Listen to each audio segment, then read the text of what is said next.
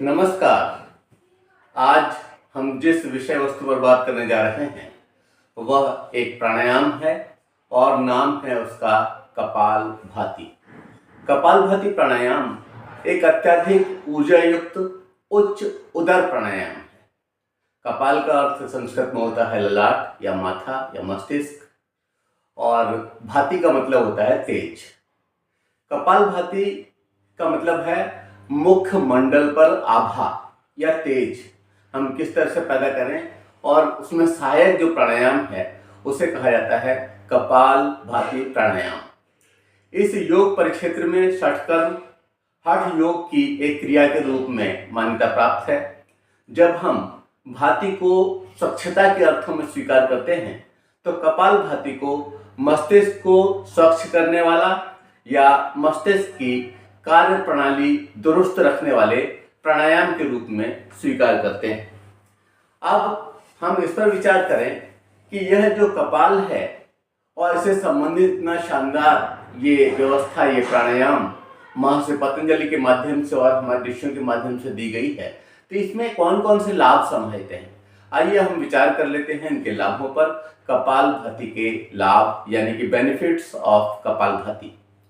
कपालभाति के लाभ क्या क्या हैं? यूं तो कपालभाति आंतरिक शुद्धि का एक महत्वपूर्ण साधन है, लेकिन यह संपूर्ण जीवन और व्यक्तित्व को बदलने में समर्थ है। वास्तव में इसकी इतनी अधिक उपयोगिता है कि इसे अगर हम बताना भी चाहें तो बहुत सारी बातें छूट जाएंगी। फिर भी कुछ लाभों के बारे में हम यहाँ चर्चा कर लेते हैं। पहली बात कि यह आंतरिक शोधन में सहायक, हेल्प्स इन इंटरनल प्योरिफिकेशन। जब हम कपालभाति करते हैं तो अंतरतम हमारा शुद्ध हो जाता है, यहाँ तक कि विचारों में भी शुद्धता दृष्टिगत होने लगती है। और अंदर की सारी व्यवस्थाएं, जैसे मान लीजिए आपके शरीर में कोई गांठ हो गई है या किसी भी तरह का अन्य विकार आ रहा है, तो वो इसके करने से आपको उसमें बहुत आराम मिलेगा, लेकिन यह कपालभाति की सही ढंग से जाए। दूसरी बात, अवसाद में कमी। आजकल लोग बहुत अधिक कहते हैं कि हाँ हम डिप्रेस्ड हैं, तो रिडक्शन इन डिप्रेशन ये पॉसिबल है, संभव है इस कपालभाति के माध्यम से। जो लोग बार बार अवसादग्रस्त हो रहे हैं वे सुबह उठ करके इस क्रिया को अगर करेंगे तो निश्चित रूप से इस अवसाद से मुक्ति पा सकते हैं। एक और बात है शारीरिक भार में नियंत्रण। ये इतना अच्छा व्यायाम है कि थोड़ी देर करने के बाद रीढ़ की हड्डी से पसीना शुरू हो जाता है, और अगर हम ये लगातार करते हैं, धीरे धीरे करके इस क्षमता को बढ़ाते जाते हैं, धीरे धीरे इसके प्राणायाम की संख्या को बढ़ाते जाते हैं, और संख्या बढ़ाने से भी ज़्यादा उपयोगी है कि हम इसमें लगने वाले समय को बढ़ाते जाते हैं, तो हमें ये फायदा देखने को मिलेगा कि हमारे वेट में कमी होगी। एक और बात कि ओज में वृद्धि। जब ये आंतरिक शुद्धि का काम कर रहा है, ब्लड प्योरिफिकेशन का काम कर रहा है, तो ऐसी स्थिति में जो हमारे चेहरे पर ग्लो है वो ग्लो इससे बढ़ता है, ओज में वृद्धि होती है, और कह सकते हैं कि इंक्रीज इन ग्लो में ये महत्वपूर्ण भूमिका का निर्वहन करता है। एक और बात है कि वजन में कमी। जो वजन आपका है उसमें कमी लाने का प्रयास अगर आपको करना है तो इसकी संख्या को आपको बढ़ाना होगा। आप 50, 100, 200, 1000, 2000 से शुरू कर रहे हैं तो संख्यात्मक मान की जगह आप समय का ध्यान रखना शुरू करते हैं, और आधा आधा घंटा, पौन पौन घंटा, एक एक घंटा अगर आप इस प्राणायाम को करते हैं तो निश्चित रूप से आपको इसका फायदा होगा, और ये खाली पेट किया जाना है।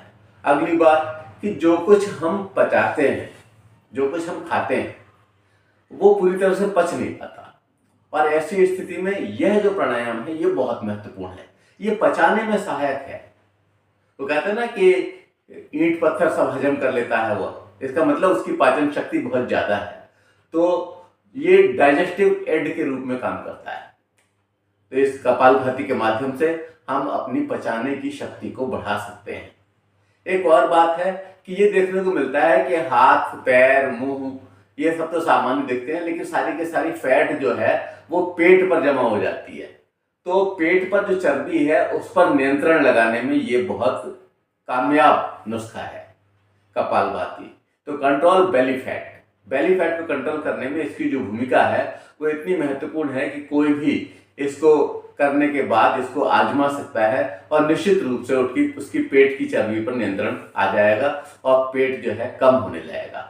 और इसको वो बेल्ट से नाप करके देख सकता है कि कब किस वाले उसमें हुक फंस रहा है, बाद में उससे कम हुआ, उससे कम हुआ। लेकिन लगातार करने की आवश्यकता है। ये नहीं कि एक दिन तो बहुत ज्यादा कर लिया फिर 10 दिन किया ही नहीं, इस तरह से नहीं। रोज रोज करना होगा तो निश्चित रूप से पेट की चर्बी पर भी नियंत्रण होगा। अगली बात है कि उच्च रक्तचाप नियंत्रण।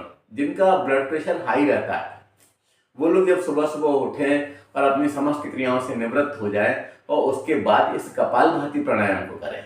कपालभाति प्राणायाम करने से वे देखेंगे कि कुछ समय में ही वो नॉर्मल महसूस करने लगे और हाई बीपी की जो मशीन है वो चेक करने के बाद उन्हें ये शो करेगी कि हाँ भैया अब नॉर्मल हो चुके हैं। उनकी दवाइयां वगैरह सब छूट जाएंगी। तो उच्च रक्तचाप पर नियंत्रण करने का, हाई ब्लड प्रेशर को कंट्रोल करने का ये एक महत्वपूर्ण साधन है। एक और बात कि मानसिक स्वास्थ्य का महत्वपूर्ण उपादान। आप खुल करके सोच पाएंगे, आपको महसूस होगा कि अब मस्तिष्क पर कोई बोझ नहीं है और ये एक बहुत बड़ी बात है। इसके लिए कपालभाति बहुत ही महत्वपूर्ण भूमिका का निर्वहन करता है और बहुत सरल भी है ये। लास्ट में मैं इसको करके भी दिखा दूंगा कि ये कपालभाति किस तरह से की जाती है। तो इससे बहुत अधिक फायदा होता है। मानसिक स्वास्थ्य का महत्वपूर्ण उपादान है, important component for mental health. अगली बात, कोलेस्ट्रॉल नियंत्रण। आजकल जब हम चेक कराते हैं और खास करके मेरे जैसे मोटे लोग जब चेक कराते हैं तो उन्हें पता चलता है कि उनका जो है खराब वाला कोलेस्ट्रॉल बढ़ा हुआ है और अच्छा वाला कम है या अच्छा वाला सामान्य है। तो खराब वाले कोलेस्ट्रॉल को नियंत्रित करने में महत्वपूर्ण भूमिका का निर्वहन करता है यह कपालभाति प्राणायाम। बस लगातार पूरे विश्वास के साथ इसको करने की आवश्यकता है। अगली बात, हार्मोन असंतुलन में सुधार। कई बार ये देखने को मिलता है कि हार्मोनिक असंतुलन होने से बहुत सारी व्याधियां हो जाती हैं।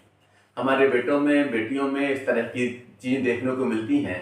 किसी के अवांछित स्थान पर, बालिकाओं के मान लीजिए दाढ़ी मूंछ आने लगे, इसका मतलब हार्मोनिक असंतुलन है।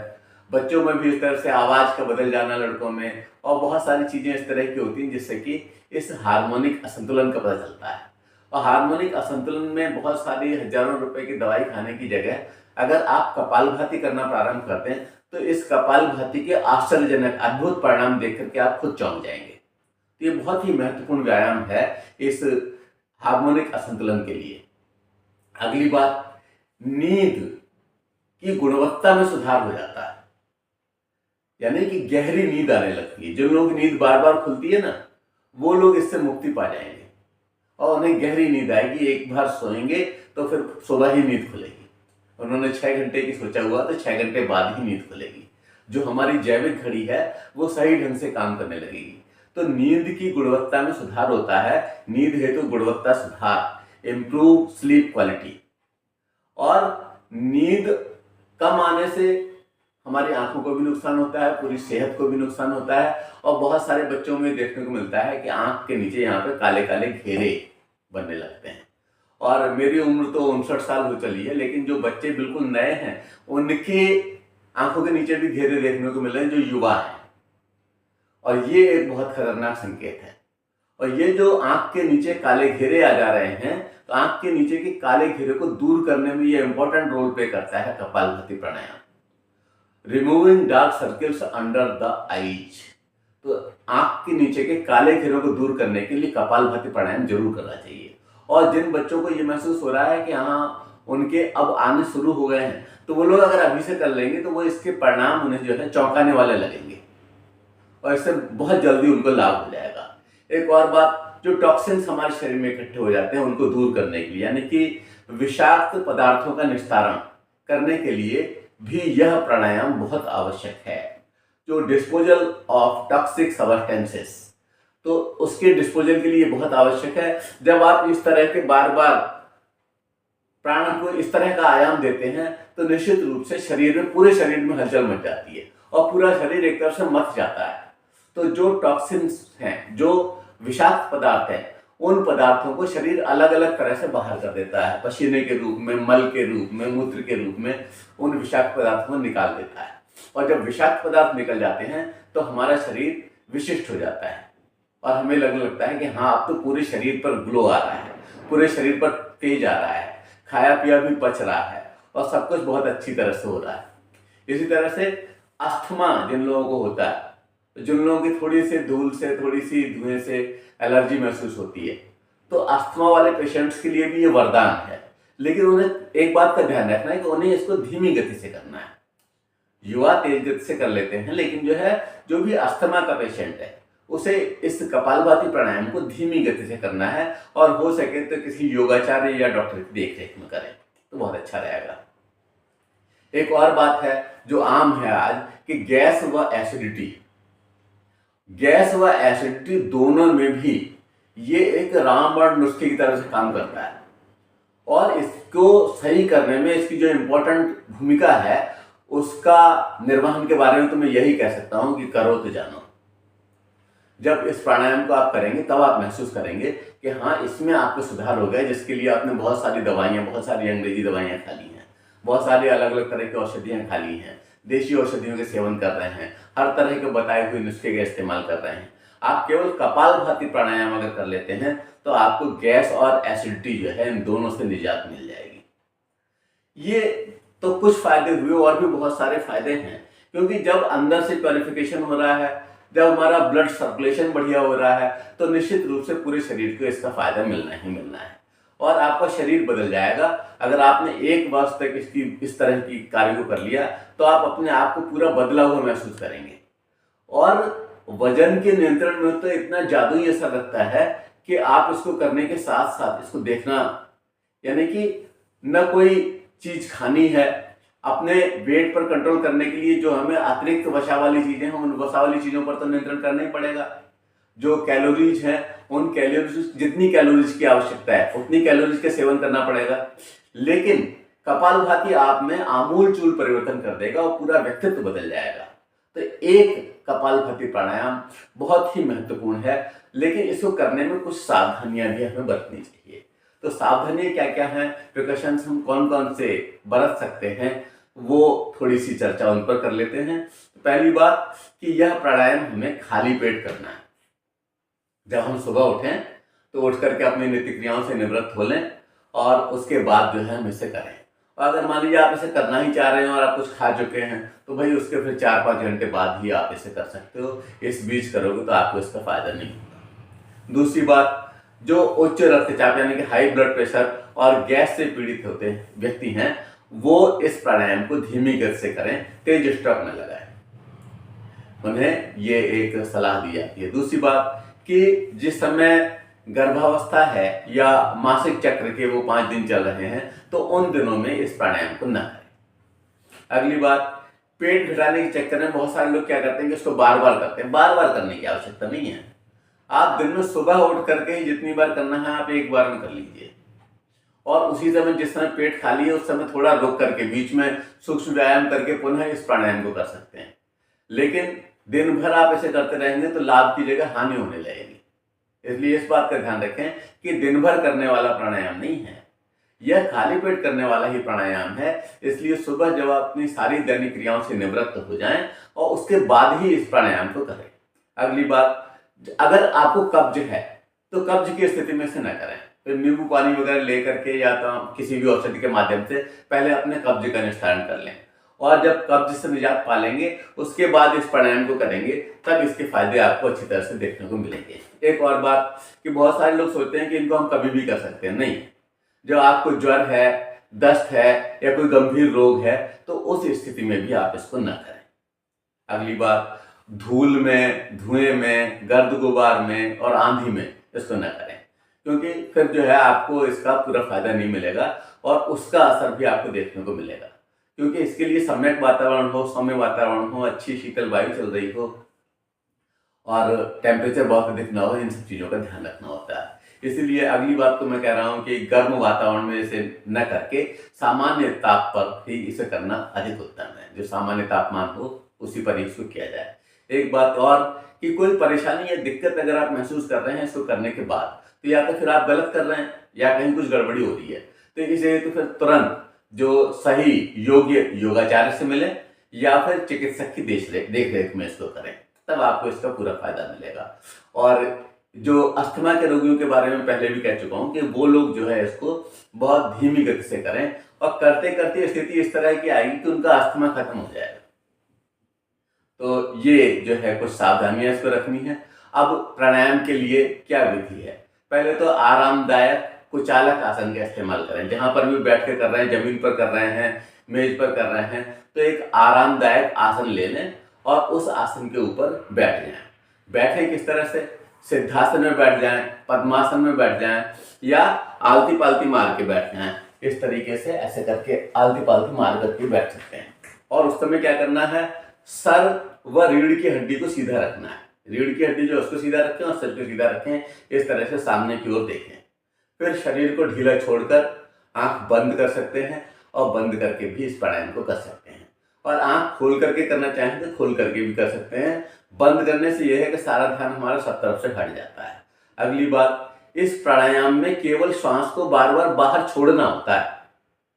ये नहीं कि हर बार लेंगे और हर बार छोड़ेंगे, इस तरह से नहीं करना है। अगर मान लीजिए एक बार आपने श्वास को ले लिया तो अब उसे केवल छोड़ना है इस तरह से। तो हमें क्या करना है कि इसमें केवल श्वास को बार बार बाहर की ओर छोड़ना पड़ता है। फिर पूर्ण विश्वास से प्राणायाम की पूर्णता पर हम शांति का अनुभव करके ईष्ट शक्ति जिसको भी हम मानते हैं उसके प्रति कृतज्ञता का भाव रखें। अगली बात, धीरे धीरे प्राणायाम की संख्या में उत्तरोत्तर वृद्धि करते जाएं और श्वास छोड़ने के क्रम में बार बार तेज स्ट्रोक न लगाएं। तो इस चीज का हमें जो है ध्यान रखना है। अब यहाँ पर इस कपालभाति प्राणायाम को कैसे किया जाता है इसको जरा मैं करके दिखाता हूँ। देखिए यहाँ पर मैं आलती पालती मार के बैठ गया हूँ। इसको आप सिद्धासन में बैठ सकते हैं, पद्मासन में बैठ सकते हैं और ये जो है इससे हमने इस वाली उंगली को दबा लिया है। अब इसको दबाने के बाद सांस को एक बार अगर हमने मान लीजिए भर लिया, अंतर कुंभ कर लिया, तो केवल छोड़ना ही छोड़ना है।